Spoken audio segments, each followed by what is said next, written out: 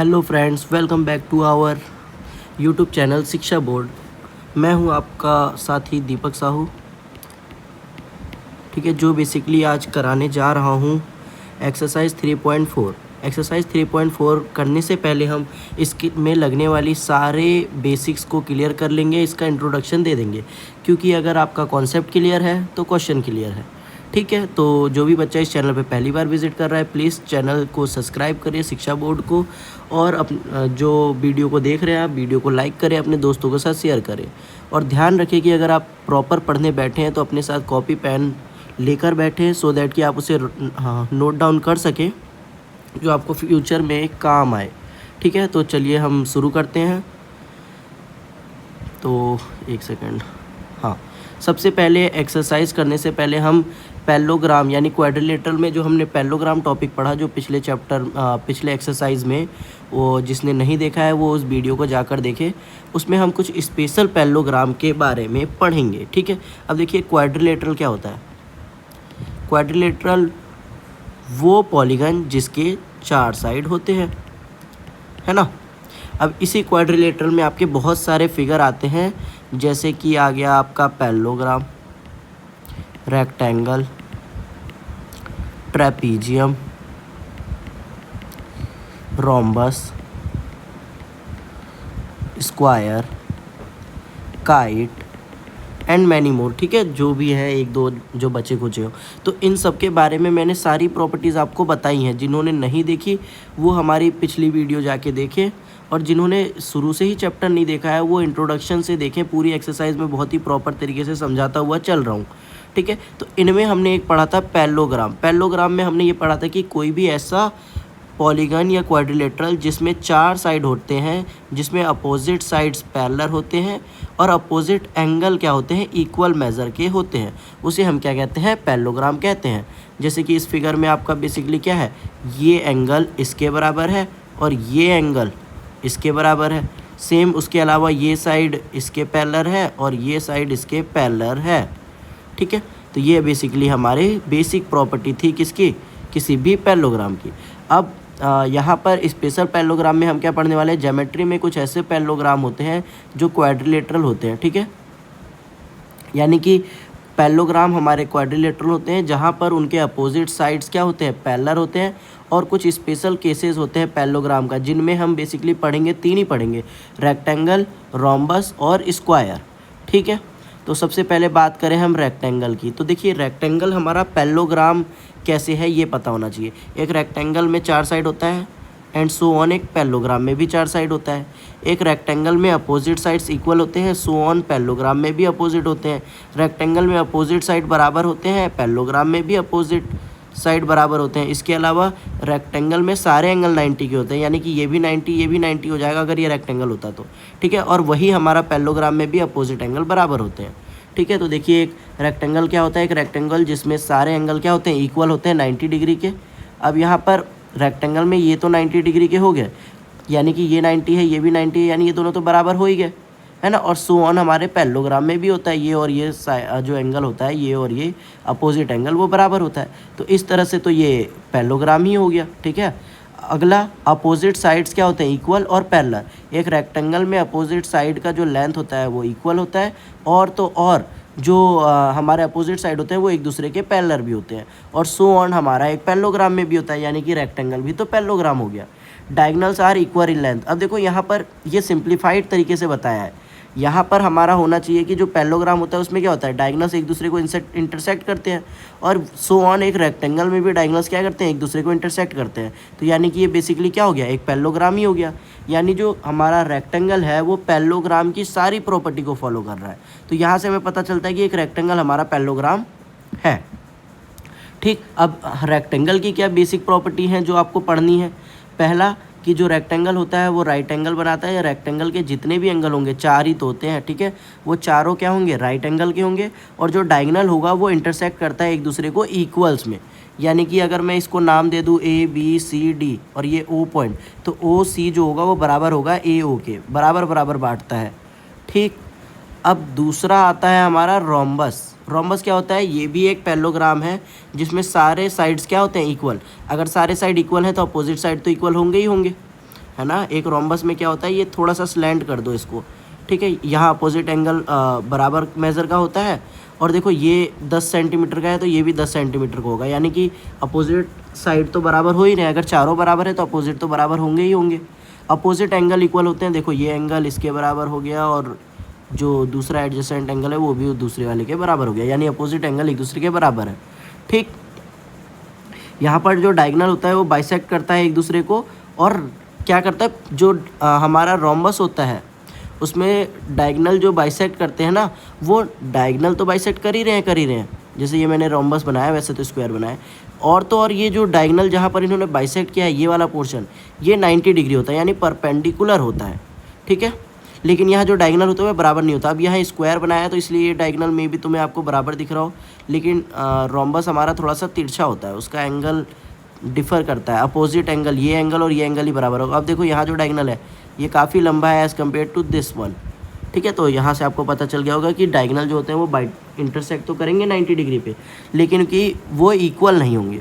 अब बात करें प्रॉपर्टीज़ की, तो एक रोम्बस में जो सारे साइड होते हैं वो इक्वल लेंथ के होते हैं, डायगोनल जो होते हैं वो परपेंडिकुलर बाइसेक्ट करते हैं, ठीक है। और इसके अलावा जो डायगोनल होंगे ना वो एंगल को भी बाइसेक्ट करेंगे। यहाँ अगर मैं दिखाना चाहूँ तो ये जो एंगल है, ये एंगल को भी इसने बाइसेक्ट किया और ये एंगल को भी बाइसेक्ट किया, और तो और डायगोनल्स एंगल को भी बाइसेक्ट करते हैं, ठीक। तीसरी बात करें हम स्क्वायर की।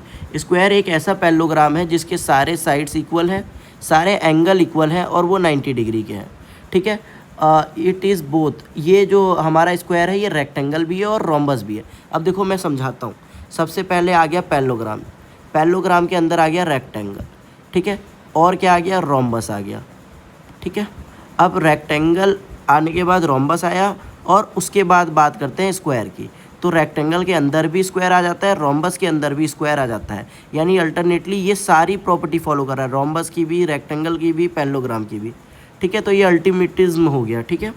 तो जो प्रॉपर्टीज़ की बात करें तो जितने भी साइड होते हैं और एंगल होते हैं एक रेक्टेंगल के वो इक्वल होते हैं, डायगोनल जो होते हैं वो इक्वल होते हैं और परपेंडिकुलर भी होते हैं, और जो डायगोनल होंगे वो एक दूसरे को बाइसेक्ट भी करेंगे और एंगल्स को भी क्या करते हैं, बाइसेक्ट करते हैं, ठीक है। यानी ये सारी प्रॉपर्टीज़ को फॉलो कर रहा है।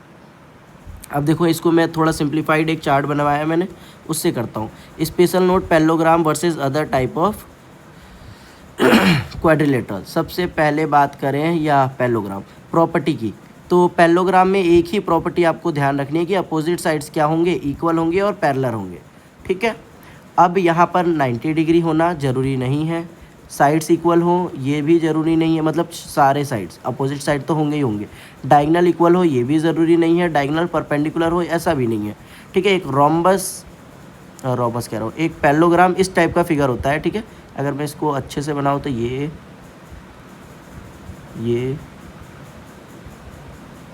एक सेकेंड, हाँ ये कुछ फिगर बनेगा इसका, ठीक है। तो अब यहाँ देखो अपोजिट साइड ये वाला इसके पैरेलल है, ये वाला इसके पैरेलल है, लेकिन इसके अलावा अपोजिट एंगल इक्वल है, ठीक है। क्या यहाँ 90 डिग्री है, नहीं।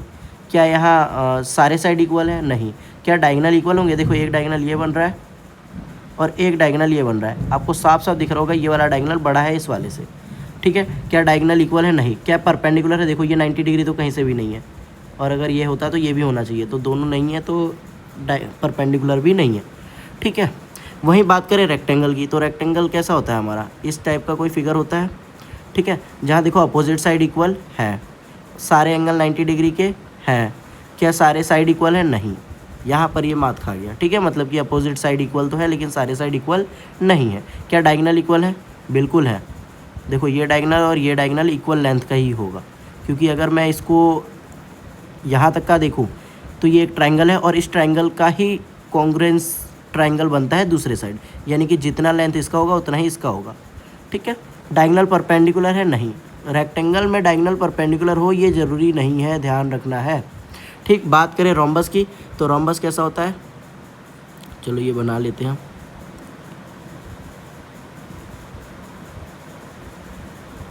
अरे हाँ मैंने काफ़ी बड़ा बना दिया लग रहा है मुझे, ठीक है। तो रोम्बस देखो कुछ ऐसा होता है जिसके चारों साइड बराबर होते हैं, यानी अपोजिट साइड बराबर है, क्या इसके सारे एंगल 90 के होते हैं? नहीं, ऐसा कुछ नहीं लिखा, ठीक है। क्या इसके सारे साइड इक्वल होते हैं? बिल्कुल होते हैं, चारों साइड बराबर होंगे तभी रोम्बस होगा।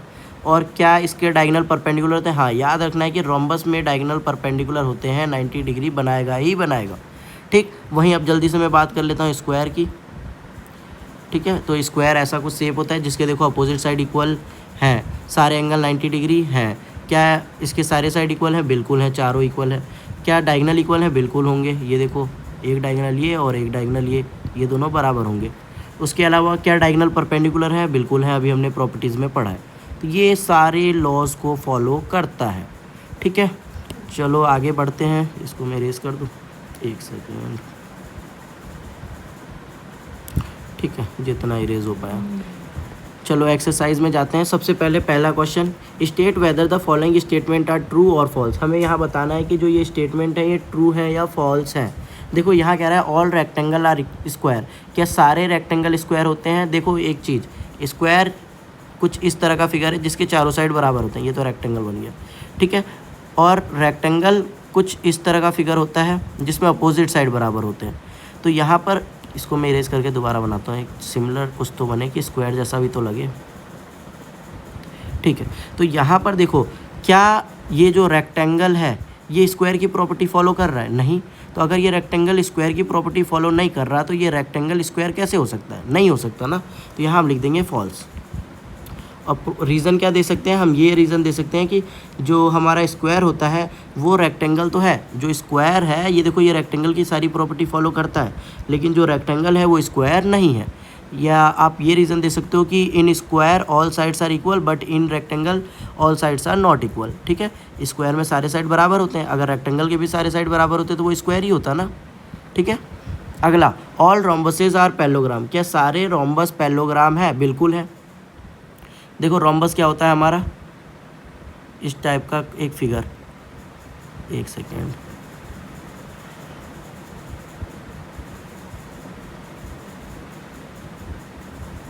हाँ ये मैंने रोम्बस बनाया। देखो अपोजिट साइड बराबर है, अपोजिट एंगल बराबर है।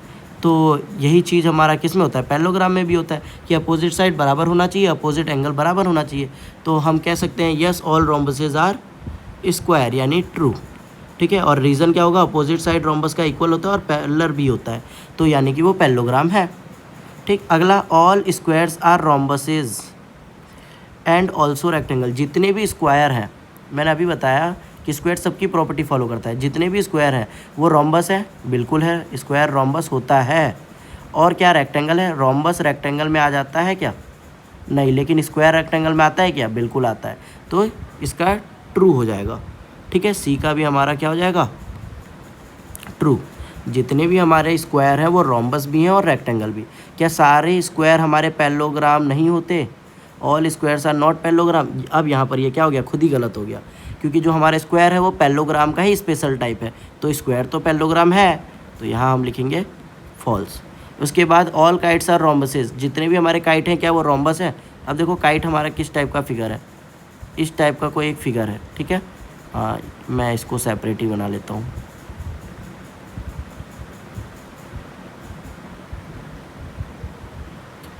अरे यार, आपको एक रफ डायग्राम मिल जाएगा तो उससे आपको समझ में आ जाएगा। देखो काइट क्या होता है, उसमें one pair of opposite side equal होते हैं, one pair of adjacent side equal होते हैं और one pair of opposite angle equal होते हैं, ठीक है। एडजेसेंट साइड इक्वल होंगे और अपोजिट एंगल, एक ही पेयर का अपोजिट एंगल क्या होगा?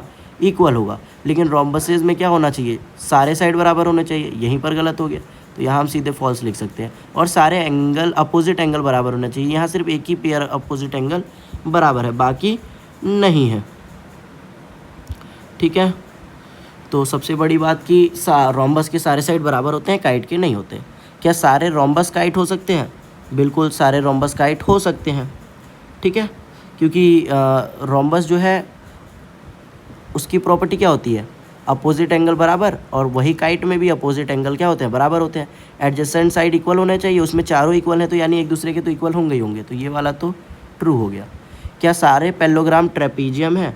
ये वाला क्वेश्चन आप खुद करके बताओगे मुझे कि क्या सारे पैरेललोग्राम ट्रेपीजियम है या नहीं, ठीक। अगला वाला, क्या सारे स्क्वायर ट्रेपीजियम है? हाँ बिल्कुल है, क्योंकि ट्रेपीजियम कहता है कि एक पेयर मुझे पैरेलल दे दो तो मैं ट्रेपीजियम बन जाऊँगा, है ना। एक पेयर अगर उसका पैरेलल होता है, one pair of opposite side अगर पैरेलल है तो वो ट्रेपीजियम है। ये है या नहीं है इससे कोई मतलब नहीं पड़ता, ठीक है। तो स्क्वायर के सारे साइड पैरेलल होते हैं, अपोजिट साइड दोनों पेयर अपोजिट साइड के जो दोनों पेयर के अपोजिट साइड होते हैं वो पैरेलल होते हैं, तो वो तो ट्रेपीजियम बन गया, ठीक है। जी वाला आप कमेंट करके बताओगे। चलिए बढ़ते हैं नेक्स्ट क्वेश्चन की ओर। आइडेंटिफाई ऑल द क्वाड्रिलेटरल्स, हमें सारे क्वाड्रिलेटरल बताने हैं जिनमें क्या होता है 4 साइड ऑफ इक्वल लेंथ। कौन कौन सा ऐसा क्वाड्रिलेटरल है जिसमें 4 साइड होते हैं और वो इक्वल लेंथ के होते हैं। देखो, एक तो रोम्बस हो गया, रोम्बस में 4 साइड होते हैं और वो इक्वल लेंथ के भी होते हैं, तो रोम्बस और एक स्क्वायर में ही 4 साइड होता है जो इक्वल होता है चारों, ठीक है। तो पहले वाले का आपका आंसर हो गया रोम्बस और स्क्वायर। दूसरा 4 राइट एंगल। अब 4 राइट एंगल कौन कौन से फिगर में होता है, पहला तो स्क्वायर में होता है, ठीक है। दूसरा रेक्टेंगल में भी हमारे क्या होते हैं 4 साइड एंगल होते हैं और चारों एंगल क्या होते हैं राइट एंगल, ठीक है। क्या होता है 90 डिग्री होते हैं। तो ये हो गया आपका आंसर। सेकंड क्वेश्चन बहुत आसान था। चलिए थर्ड क्वेश्चन की ओर बढ़ते हैं। Explain how a square is, हमें बताना है कि एक स्क्वायर क्वाड्रिलेटरल कैसे है। क्वाड्रिलेटरल क्या होता है, जिसके 4 साइड होते हैं, स्क्वायर में भी 4 साइड होते हैं, तो लिख दो it has 4 sides, it has 4 sides, ठीक है। Therefore it is a quadrilateral, ठीक है। क्वाड्रिलेटरल ने बस इतना ही कहा कि मेरे 4 साइड होने चाहिए और स्क्वायर के हैं, ठीक है। दूसरा पैरेललोग्राम। अब देखो एक स्क्वायर पैरेललोग्राम कैसे है, इसके तो 2-3 रीज़न है। स्क्वायर पैरेललोग्राम है, अपोजिट साइड इक्वल होते हैं, opposite sides are equal, opposite side equal है, ठीक है। और क्या है, opposite angles are equal, opposite angle भी इक्वल हैं इसके, ठीक है। वैसे तो चारों एंगल इक्वल हैं 90 डिग्री के, तो अपोजिट तो इक्वल हुए ही ना। इसके अलावा क्या, opposite sides are parallel, opposite sides are parallel. अगर अपोजिट साइड पैरेलल है तो भी काम हो गया, ठीक। अब बात करें हम तीसरे वाले की कि एक स्क्वायर रोम्बस कैसे है। तो रोम्बस होने के लिए क्या होना चाहिए, उसको उसके 4 साइड होने चाहिए और चारों इक्वल लेंथ के होने चाहिए। तो स्क्वायर, एक स्क्वायर के क्या है, a square has 4 sides of equal length. एक स्क्वायर के 4 साइड हैं वो भी इक्वल लेंथ के हैं, तो वो हमारा क्या हो गया, रोम्बस हो गया। क्योंकि रोम्बस भी ये कहता है कि मेरे 4 साइड हैं और चारों इक्वल हैं, इससे ज़्यादा तो उसने कुछ कहा ही नहीं, ठीक है। बात करें रेक्टेंगल की, तो एक स्क्वायर रेक्टेंगल कैसे है। यहाँ स्क्वायर में क्या होता है, सारे एंगल 90 डिग्री के होते हैं, the measure of each angle is 90 degree, the measure of each angle is 90 degree. अब यहाँ हर एंगल जो होता है वो 90 डिग्री का है, तो वो रेक्टेंगल है। इसके अलावा एक और चीज़ होना चाहिए, ठीक है, और यही मेन है वैसे। और दूसरा क्या, अपोजिट साइड्स आर इक्वल, ठीक है। एक रेक्टेंगल में यही 2 चीज़ पढ़ा था हमने, अपोजिट साइड इक्वल होते हैं और एंगल 90 डिग्री का होता है, ठीक है। Opposite sides are equal. चलो क्वेश्चन नंबर 4 देखते हैं हमारा। Name the quadrilateral whose diagonals are. अब यहाँ पर हमें क्या बताना है, ऐसे क्वाड्रिलेटरल के बारे में बताना है जिसके डायगोनल एक दूसरे को बाइसेक्ट करते हैं। अब देखो कौन कौन सा ऐसा क्वाड्रिलेटरल है जिसके डायगोनल बाइसेक्ट करते हैं। पहला रोम्बस, वैसे तो जितने भी क्वाड्रिलेटरल हैं सब आएंगे इसमें। रोम्बस हो गया, स्क्वायर हो गया, रेक्टेंगल हो गया, पैरेललोग्राम हो गया, ठीक है, ये शॉर्ट में लिख रहा हूँ। और इसके अलावा क्या हो गया, काइट भी तो एक दूसरे को इंटरसेक्ट कर रहा है, ठीक है। तो इतने काफ़ी हैं वैसे लिखने को, आप चाहे तो वो भी लिख सकते हैं क्योंकि वो भी इंटरसेक्ट कर रहे हैं, बाइसेक्ट कर रहे हैं एक दूसरे को। तो रोम्बस हो गया, पैरेललोग्राम हो गया, स्क्वायर हो गया और रेक्टेंगल हो गया। ये आपके हो गया मेन आंसर। दूसरा, are perpendicular bisector of each other. अब देखो परपेंडिकुलर बाइसेक्टर क्या होता है, जो 90 डिग्री में बाइसेक्ट करता हो। ऐसा तो सिर्फ 2 ही है, एक हो गया रोम्बस, ठीक है, और दूसरा हो गया स्क्वायर। ये 2 ही ऐसे पॉलीगन हैं, क्वाड्रिलेटरल हैं जो परपेंडिकुलर बाइसेक्ट करते हैं एक दूसरे को। तीसरा, आर इक्वल। अब कोई ऐसा क्वाड्रिलेटरल जिसमें डायगोनल इक्वल होते हैं, वो कौन कौन से हैं। देखो डायगोनल इक्वल होते हैं, मैंने बताया था किसमें, रोम्बस में नहीं होता है, ठीक है, ध्यान रखना। किस में होता है, स्क्वायर, और किस में होता है, रेक्टेंगल। इनमें डायगोनल का जो लेंथ होता है वो इक्वल होता है, और वही हमें बताना था, ठीक। चलिए बढ़ते हैं अगले में 5th question, explain why a rectangle is a convex quadrilateral. तुम्हें बताना है कि एक रेक्टेंगल कॉन्वेक्स क्वाड्रिलेटरल कैसे होता है। यहाँ देखो, अ रेक्टेंगल, एक रेक्टेंगल में क्या होता है, अ रेक्टेंगल हैज़ 2 डायगोनल, एक रेक्टेंगल में 2 डायगोनल होते हैं, ठीक है, diagonal which bisect each other, ठीक है, जो एक दूसरे को बाइसेक्ट करते हैं, and lie inside the rectangle, ठीक है, और क्या करते हैं वो, rectangle has 2 diagonal which lie inside the rectangle, और वो रेक्टेंगल के इनसाइड है, therefore it is a convex quadrilateral, ठीक है। तो एक रेक्टेंगल के 2 डायगोनल होते हैं जो इनसाइड है, रेक्टेंगल के इनसाइड में ही होते हैं, तो वो हमारा क्या हो गया, कॉन्वेक्स क्वाड्रिलेटरल हो गया, देखो, ठीक है। इसके अलावा अगर आप लिखना चाहें तो एक और सिंप्लीफाइड आंसर इसके साथ लिख सकते हैं, वो ये कि जो हमारा क्वाड्रिलेटरल होता है ना, उसके सारे एंगल जो होते हैं वो लेस देन 180 होते हैं, ठीक है। Each interior angle of, rectangle की बात हो रही है, rectangle is less than 180 degree, therefore it is a convex quadrilateral, ठीक है। अब ये मैंने आपको पहले एक्सरसाइज में बताया था, जिन्होंने नहीं देखा वो पहले एक्सरसाइज की वीडियो देखें, इंट्रो देखें, उसमें मैंने कॉनकेव पॉलीगन, कॉन्वेक्स पॉलीगन, ये सारी चीज़ें एक्सप्लेन की हैं। कोई भी ऐसा पॉलीगन जिसका जो इंटीरियर एंगल होता है वो 180 डिग्री से कम होता है, तो वो हमारा क्या कहलाता है, कॉन्वेक्स पॉलीगन कहलाता है। तो सेम वहाँ पर, यहाँ पर भी हमने वही किया, ठीक है। लेस देन 180, अगर किसी भी पॉलीगन के सारे एंगल जो इंटीरियर एंगल है वो लेस देन 180 है, तो वो कॉन्वेक्स पॉलीगन है, ठीक। चलो बढ़ते हैं 6th क्वेश्चन की ओर। 6th क्वेश्चन कह रहा है ABC is a right angle triangle. देखो यहाँ पर ना थोड़ा गड़बड़ हो गया, मैं इमेज जो था वो इंपोर्ट करना भूल गया, मैं सिंपली बना देता हूँ, ठीक है। यहाँ पर O होता है, यहाँ मैं नाम दे देता हूँ ABC, ठीक है। ABC is a right angle triangle and O is the mid point of the side opposite to the right angle. अब राइट एंगल से अगर मैं एक लाइन खींचता हूँ तो इसका मिड पॉइंट है O। Explain why is O equidistance from ABC। अब तुम्हें बताना है कि AB, जो ये A है, B है और C से ये इक्वी डिस्टेंस कैसे है, ठीक है। तो सबसे पहले हम करेंगे कैसे, अब देखो ये वाली लाइनें नहीं है, मैंने यहाँ बना तो दी लेकिन ये लाइनें हैं नहीं, ठीक है, इसको हमें बनाना तो है ही वैसे, ठीक। तो हमें गिवन क्या है, सबसे पहले मैं लिख दे रहा हूँ ताकि आपको और क्लियर हो जाए। और triangle ABC where O is mid point of the side opposite to right angle, opposite to right angle. इसका मतलब कि ये AO बराबर होगा OB के। अब देखो O एक मिड पॉइंट है, किसके, राइट एंगल के अपोजिट वाले साइड पे जो लाइन है उसका मिड पॉइंट है, यानी कि AO और OB को बराबर बराबर बांटेगा। अब हमें क्या करना है, सबसे पहले कंस्ट्रक्शन करना है, या ड्रॉ लिख दो या डायरेक्ट लिख दो कि ठीक है, draw AD and BD which are नहीं, ठीक है, where AD parallel to BC and BD parallel to AC। तो यहाँ पर हमने क्या किया, D बना दिया, ठीक है। अब क्या करेंगे, इसके अलावा जॉइन OD, ठीक, उसके बाद हमने ज्वाइन कर दिया OD को।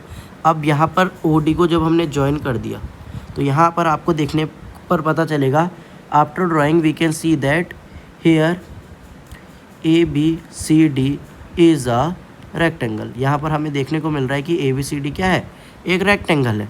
तो अगर वो ABCD एक रेक्टेंगल है तो क्या हो जाएगा, वेयर, जहाँ पर क्या हो जाएगा,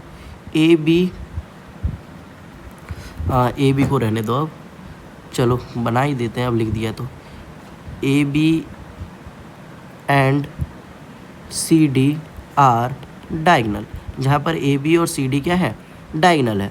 तो हेयर इसके अलावा यहाँ हेयर क्या होगा, A O is equal to B O is equal to C O is equal to D O, यानी ए ओ बी ओ और सी ओ और डी ओ सब बराबर हो जाएंगे, ठीक है, क्योंकि डायगनल जो होते हैं वो परपेंडिकुलर बाइसेक्टर होते हैं रेक्टेंगल में, ठीक। तो यहाँ हम लिख सकते हैं therefore O is equidistance from A B C and D, ठीक है। तो यहाँ पर हम बता सकते हैं अब कि जो हमारा ओ है वो इक्विडिस्टेंस है ए बी सी और डी से, बस यही तो हमें बताना था। तो बढ़िया है, प्रॉपर आपको समझ में आया होगा। मुझे उम्मीद है कि वीडियो अच्छी लगी होगी। जो भी इस वीडियो पे पहली बार है प्लीज़ वीडियो को लाइक करो, चैनल को सब्सक्राइब करो, अपने दोस्तों के साथ शेयर करो। Thank you for watching.